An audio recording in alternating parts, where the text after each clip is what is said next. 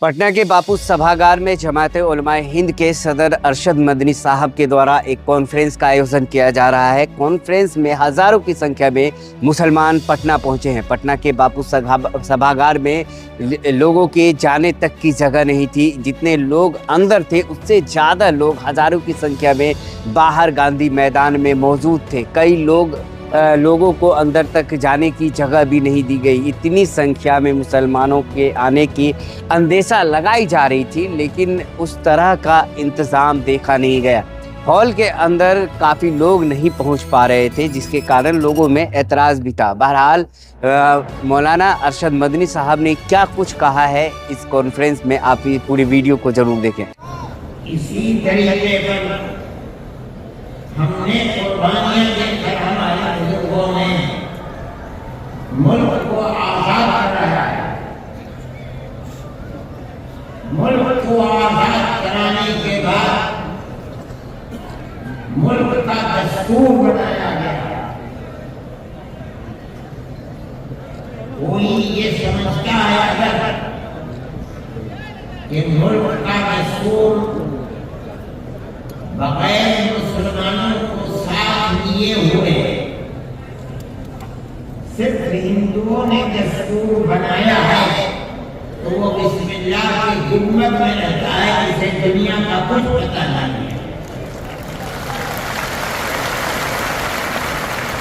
क्योंकि इस मुल्क की आबादी में हमारा किरदार 145 साल का किरदार है। किसी का किरदार इतने लंबे जमाने तक नहीं है कि वो मरते मारते फांसी के फंदों के ऊपर लटकते अपनी गर्दन को कटवाते हुए 145 साल तक इस मुल्क के अंदर हमने काम किया। 1803 से लेकर 1947 अगर कोई माई का लाल है, दूध पिया है, तो आकर के कहे कि उसका किरदार 145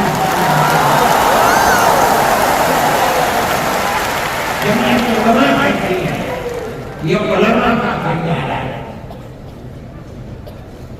ये किरदार प्यारे मोहम्मद के साथ गरीबान पकड़ कर ये किरदार नहीं रहा। एक दूसरे के दर्द में और सुख में हर चीज के अंदर शरीक था। ये हमारा किरदार है। हमने इस तरह से इस मुल्क को आजाद कराया। कोई नहीं था आजादी की आवाज उठाने वाला। 1803 से मुल्क के लिए कुर्बानी देने वाले 1857 के अंदर सिर्फ दिल्ली के अंदर 33,000 उलमा का पत्र दिया गया। संभल में, मुरादाबाद में, मेरठ में सैकड़ों उलमा को जिसके जिस्म के ऊपर लिबास आदमियों जैसा होता था, उसको फांसी के तख्ते पर चढ़ा दिया जाता था। कोई नहीं था, कांग्रेस का वजूद भी नहीं था। कांग्रेस तो बनी है 1883 में और 1885 में उसका पहला इजलास हुआ है। जबकि 1803 से हजरत शाह अब्दुल अजीज साहब ने ऐलान कर दिया था कि हमारा मुल्क मुसलमानों का या हिंदुओं का मुल्क नहीं है, नहीं रहा। ये अंग्रेजों का पत्र हो गया, हम गुलाम बन गए। अब गुलामी की जंजीरों का तोड़ना और जिहाद करना हर एक का हक है। और उसके बाद जिहाद कर गए کوئی مائی کا لال نہیں تھا جو انگریز کی اس طاقت کے مقابلے میں کھڑے ہو کر غلامی کی زنجیروں کو توڑنے کے لیے اپنی زبان کو کھول سکے۔ اس اعلان کے تقریباً 80-82 سال کے بعد کانگریس بنی، اور کانگریس کا جو مقصد تھا جو آج بھی کتابوں میں موجود ہے وہ ملک کی آزادی نہیں تھا۔ مقصد تھا یہ جو دو جہاد ہوئے ہیں 1832 اور 1857 میں، اس کی وجہ سے جو ملکہ برطانیہ اور ہندوستان کے بسنے والوں کے درمیان دوری ہو گئی ہے، اس دوری کو دور کیا جائے اور حالات کو صحیح کیا جائے۔ علماء کا یہ نظریہ نہیں تھا۔ علماء کہتے تھے ملک غلام ہو گیا، غلامی کی زنجیروں کو توڑو، انگریز کو بھگاؤ، ملک کو آزاد۔ ہم نے تمہارا ساتھ دیا ہے، آج ہم تمہارے ساتھ کھڑے ہیں۔ ہمیں یہ بتاؤ کہ ملک کی آزادی کے بعد ملک کا دستور کیا رہے گا؟ کیا سیکولر دستور ہوگا یا مذہبی حکومت ہوگی؟ اگر سیکولر دستور ہوتا ہے ہم تمہارے ساتھ ہیں، اور اگر سیکولر دستور نہیں ہوتا تو ملک کی آزادی میں ہم تمہارے ساتھ نہیں ہیں۔ بار بار ہمارے پاس کانگریس ورکنگ کمیٹی کی تجاویز موجود ہے۔ کانگریس بار بار اعلان کرتی ہے کہ ملک آزاد ہوگا تو ملک کا دستور سیکولر دستور ہوگا، ہر اقلیت کو اپنے مذہب کے اوپر آزادی سے چلنے کا اختیار ہوگا۔ چنانچہ یہ آزاد ہو گیا۔ اب ملک کی آزادی کے بعد ایک طبقہ اٹھا جس نے یہ کہا کہ کھیر مل گئی ہے، اب اسے کھانے کا وقت آ گیا ہے۔ انہوں نے کہا کہ ملک کی دستور ہندو دستور بنے گا، سیکولر دستور نہیں بنے گا۔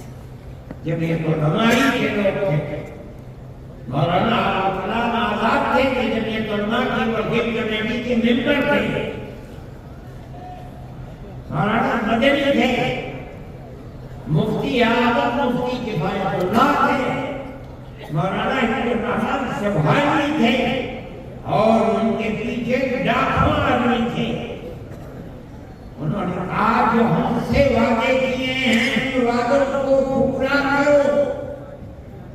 اگر ملک کی تقسیم ہوئی ہے اور مسلمانوں کو ایک حصہ دے دیا، تم نے دیا ہے، ملک کی تقسیم پر تم نے دیے، ہم نے جیتے کہاں ہیں، ہمارے گلوں کے زندوں کے ہاتھ میں، مگر ہم نے ملک کی تقسیم کو بند کر دیا۔ ہم سے جو وعدہ کیا تھا اس وعدہ کو پورا کرو۔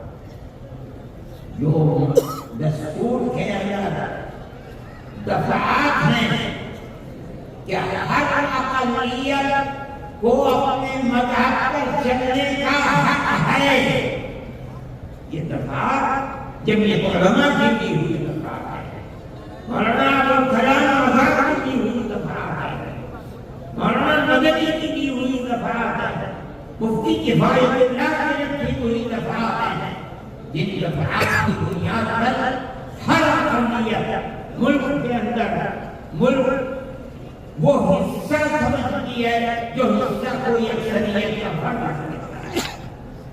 یہ جمعیت علماء کی تاریخ ہے۔ ہم اپنے مذہبی اعتبار سے دستور کو ہاتھ میں لے کر کہہ سکتے ہیں کہ ہمیں اپنے مذہب پر چلنا اور مذہب کو اختیار کرنے کا حق ہے۔ اس دستور سے نعرہ تکبیر، نعرہ تکبیر۔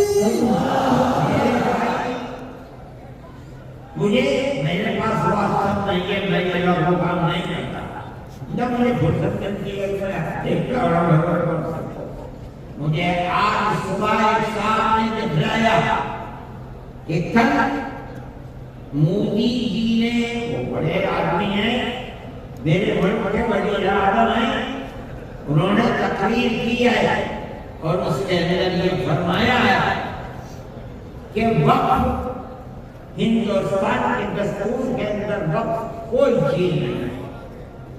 مجھے حیرت ہوئی کہ ایک ملک کا وزیر اعظم اور ہندوستان کے سب وزیر اعظم یہ بات کہہ رہا ہے۔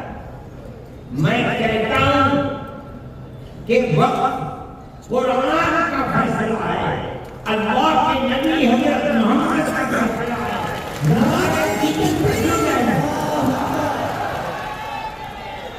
وقت کا لفظ نہیں آیا، لیکن یہ بات آ گئی 25 اور 26 دفعات کے اندر کہ اس ملک میں ہر اقلیت کو اپنے مذہب کو پکڑنے، اپنے مذہب کو چلنے کا اختیار ہے۔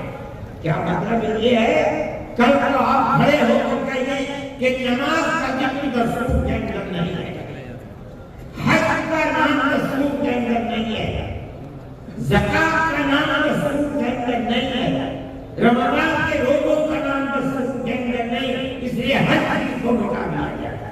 یہ کیا چیز ہے؟ دستور مجموعی طور پر دستور نے کہہ دیا کہ مسلمان ایک اقلیت ہے اور ہر اقلیت کو اپنے مذہب پر چلنے کا اختیار ہے، مذہب کی ہر چیز اس ایک لفظ کے اندر آتی ہے۔